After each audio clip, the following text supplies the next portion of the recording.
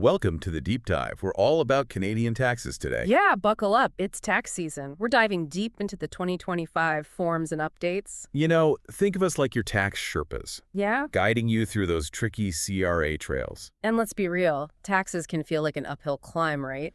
Definitely not a walk in the park, especially since the 2025 season officially kicked off today, February 24th. That's right. The clock is ticking. Deadline to file is April 30th. Unless you're self-employed, then you have until June 16th. A bit of a reprieve for the self-employed folks. It is, but remember, even with the extension, any taxes you owe are still due April 30th. You know, gotta avoid those pesky interest charges. Right, so no delaying payments even if you get extra time to file. Exactly. Now, one thing we can't ignore this year is inflation. It's impacting everything. Oh, inflation, the word on everyone's mind. Yeah. How's it shaking things up tax-wise? Well, it's pushed those federal tax brackets up, by 2.7%. That means the income ranges that determine your tax rate, those have shifted. So before we even think about deductions or anything, the very way we're taxed has changed. Exactly. Let's get into those new brackets. Probably want to know where you land now. For sure. Hit us with the numbers. All right, so if your taxable income is $57,375 or less, you're in that lowest bracket, 15%.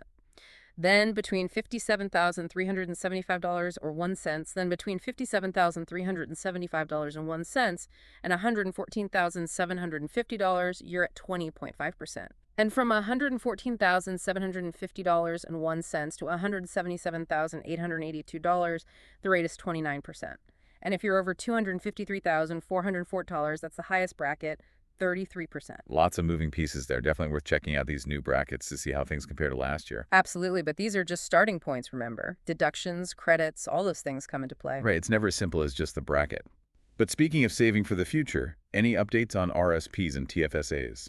Good news for those RSP contributions. The limit's gone up this year. Oh, that's great to hear. What's a new number? It's $32,490, a nice $930 increase from last year. All right, so a decent boost for those wanting to max out their contributions and get those tax deductions. Every bit counts when it comes to that retirement nest egg. Now, what about TFSAs? Any changes there? No changes on that front. The TFSA limit stays at $7,000 for 2025. Okay, RRSPs get some love. TFSAs stay put. Got it. Now, for those of us working and contributing, what about updates to CPP and EI? You're right, those contributions are important. So CPP first, maximum pensionable earnings, those have increased to $71,300. So the income ceiling for CPP contributions has gone up. Does that mean we're paying more? Yes. Both employees and employers will see a small increase. The max for each is now $4,034.10. Okay, a little more out of our pockets now, but hopefully meaning higher benefits down the road. Exactly. CPP is there to provide income in retirement. These adjustments help ensure the program is sustainable. Makes sense. What about EI? Any changes there? Yes, the maximum insurable earnings for EI, that's up to $65,700. So a slightly higher premium for employees. The maximum is $1,077.48 annually. Similar to CPP then, a little bump in contributions for most. Right, but keep in mind this also means a higher weekly benefit for those who need to use EI. The maximum weekly benefit is now $695. A little give and take there. Higher contributions now, but potentially more support if you need it. Precisely. It's all about finding that balance. Now let's talk about something everyone loves, simplification. Sounds like the CRA has been working on that. Oh, I'm always happy to hear that. Tax season never seemed to get any simpler. So what's the CRA doing to make things easier? Well, believe it or not, over 2 million Canadians now qualify for automatic tax filing. Taxes practically doing themselves. Wait, hold on. Automatic filing, how does that even work? It's mainly for those with simple tax situations, often those with low or fixed incomes. So not for those with self-employment income or investments? Probably not. And the CRA actually sends out invitations to those who qualify through mail or My Account. So it's not something you apply for? Nope, they reach out to you. And if you're chosen, you can even file by phone. It's called Simple File by Phone. Wow. Talk about convenient. No more struggling with tax software or mountains of receipts? Not for those lucky 2 million. And there's more good news. The CRA has completely revamped their website and online services. I did hear about this. A website makeover. What'd they do? Well, they've made logging in way easier. One login for everything. My account, my business account represent a client. Thank goodness. No more juggling 5 different usernames and passwords. Right. And they've added a document verification feature so you can submit things online securely. No more snail mail. Amazing. And for those who might need some help navigating the tax world, any improvements to their support? Actually, yes. They've finally added online chat support to the website. Wait, online chat with the CRA? That's incredible. It's like they've joined the 21st century. It seems they have. Now you can get quick answers or guidance right online. Okay, this is officially the most exciting tax season ever. The CRA making things easier. Color me impressed. They're definitely making progress. Now, let's shift gears a bit and talk about the gig economy. It's huge, but comes with tax challenges. That's right. Freelancers, contractors, side hustlers. It's all about flexibility, but more complex taxes sometimes. Exactly. One of the biggest hurdles for gig workers is just understanding the rules and keeping up with those tax obligations. Easy to get caught up in the hustle and forget about taxes until the deadline is looming. Absolutely. So, crucial advice for gig workers: keep very detailed records of your income and expenses. Right, because when you're self-employed, every single receipt and invoice matters come tax time. Absolutely. And don't forget about those tax deductions, things like home office expenses, business travel, advertising costs. You might be eligible. Being organized and knowing those deductions is so important when you're handling your own taxes. It definitely is. Another tip for gig workers: set aside money for taxes all year round. Don't get hit with a big bill you weren't expecting. No one wants a surprise like that, especially when those gig earnings are paying the bills. Exactly. Now, while we're talking about those who might need a little help, let's talk about low-income earners. Absolutely. Taxes can feel overwhelming for anyone, but especially if you're struggling financially. The good news is there's help available. The CRA has a website section specifically for low-income earners with info on benefits and credits. And don't forget those community resources. Free tax clinics can provide guidance and help people claim everything they're entitled to. They're lifesavers for many. So we've covered a lot in this first part of our tax season deep dive. Inflation, the CRA website makeover. We've touched on tax brackets, retirement plans, even the gig economy. But before we get to part 2, where we'll go even deeper, I want to leave you with something to think about. Ooh, a cliffhanger. Like it. Tell us. With all these changes, what one thing will you do differently this tax season to maximize your return or minimize your tax burden? Think about it. We'll chat more in part 2. Welcome back to our deep dive. Hope you had some time to think about what you'll do differently this tax season. Right, whether it's trying a new deduction or finally going digital with filing, there's always something new to learn. Definitely. So let's dig deeper into some changes, maybe spark some ideas. Okay, I'm ready. How about we start with something that always seems to cause confusion? The basic personal amount, the BPA. Ah, the BPA. It's like a buffer. Reduces how much of your income gets taxed. Right, like acknowledging that we all need a certain amount to live before taxes kick in. Exactly. And for 2025, good news, the BPA has increased. It ranges from $14,538 to $16,129, depends on your income. So lower income means a higher BPA, makes sense. Helps those who need it most. Exactly. Now, remember we talked about automatic tax filing? Yeah, that almost sounded too good to be true. Right. Well, let's break it down. Who actually qualifies for this magical experience? Okay, because I'm sure there are some conditions. There are. It's mainly for those with simple tax situations, low or fixed incomes, that kind of thing. So probably not if you have self-employment income or investments. Likely not. And the CRA actually sends out invitations to those who qualify, by mail or through their My Account. So you don't have to apply or anything. Nope. They reach out to you. It's like they're saying, hey, we think your taxes are simple enough. We can handle this. Exactly. And then you can even file by phone if you're selected, using their simple file by phone service. It's pretty convenient. No more wrestling with software or piles of receipts. Speaking of convenient, the CRA website got a makeover too, right? Oh, yeah, the website. It finally got that much-needed update.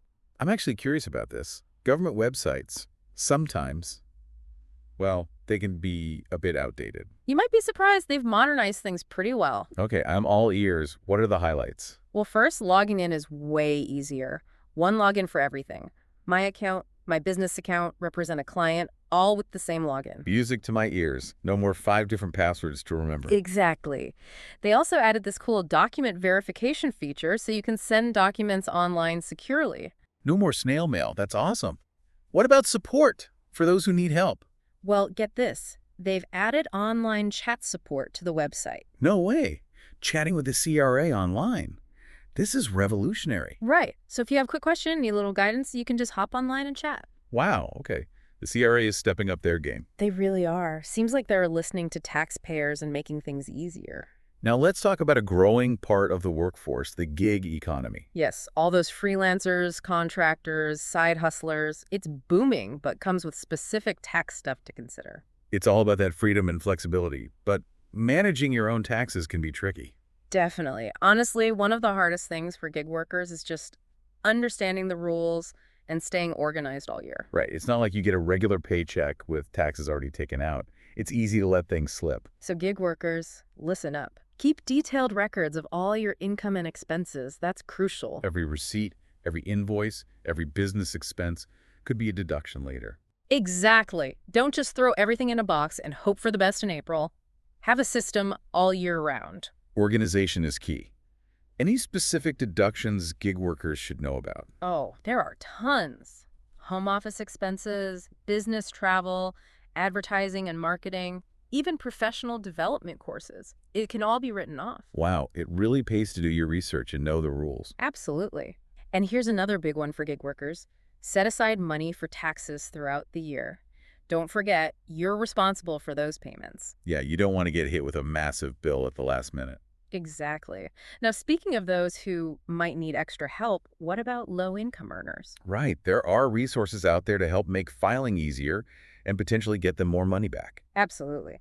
We talked about automatic filing, but there's more. The CRA website has a whole section for low-income earners with info on benefits and credits. And don't forget about those community resources. Free tax clinics can be so helpful. They're amazing. They offer one-on-one help and make sure people are getting all the benefits and credits they deserve. Okay, so we've covered some specific changes and resources in this part. We talked BPA, automatic filing, even dug into stuff for gig workers and low-income earners. It's all about giving you the knowledge to feel good about tackling your taxes. Right. But before we move on to our final thoughts in part 3, I've got one more question for everyone listening. Oh, another one. Let's hear it. Think about your financial goals for this year. How might all this new tax knowledge help you get closer to achieving them? Let that simmer while we get ready for our grand finale in part 3. Welcome back. Ready for the final part of our tax season journey? We've explored a lot, but there's still some important ground to cover. Right. And before we wrap things up, I want to make sure we touch on a topic that often causes confusion. Yeah. Capital gains. Ah, yes. Capital gains. It can be a bit of a head-scratcher. It is. So for those who might not be investment gurus, can you break down what capital gains actually are? Of course. Simply put, it's the tax you pay on profits from selling certain assets. Think stocks, real estate, that sort of thing. And remember that capital gains inclusion rate hike we talked about, the one that was supposed to happen this year. Yeah, the one that got pushed to 2026. Exactly. Well, that delay could impact your tax planning, especially if you're a higher income earner. So walk us through it. What's this inclusion rate all about, and why does the delay matter? Sure. Right now, only 50% of your capital gains are included in your taxable income. Okay, so let's say I made $10,000 selling some stocks. Only $5,000 of that gets taxed. Exactly. And that $5,000 is added to your income and taxed at your marginal rate. But here's the key. For those earning over $250,000 a year, that inclusion rate jumps to 67% in 2026. Ah, so a bigger chunk of their gains gets taxed. Could mean a bigger tax bill. Exactly. So this delay gives them some time to plan. So they might want to consider selling certain investments this year while the rate's still lower. Exactly. Or they could explore strategies like tax loss harvesting, where you sell losing investments to offset those gains. Interesting. Shows how planning ahead can really make a difference. It really does. Now, remember those potential tax refunds we talked about? The average in 2024 was over $2,000. Right, and we asked you to think about how you'd use that money. Those refunds can be a great opportunity. Absolutely. It's not just found money, it's a chance to make some smart moves. So let's brainstorm. Paying down high-interest debt is always a good idea. For sure. Frees up money in the long run, can even help your credit score. And what about investing that refund? RRSPs, TFSAs, things like that. You're essentially making that money work for you. Exactly. Getting a head start on your savings goals. Don't forget about self-improvement or education too. That refund could go towards a course, a conference, learning new skills. Investing in yourself. Yeah. Could lead to bigger earning potential later on.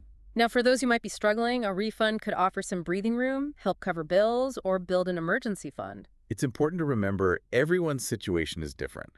What works for one person might not work for another. The key is to think about your own goals. Use that refund strategically. Well, we've reached the end of our tax season deep dive. Hopefully everyone's feeling a bit more informed and prepared. We've broken down the changes, looked at different scenarios, and hopefully given you some ideas. And most importantly, remember, knowledge is power when it comes to your finances.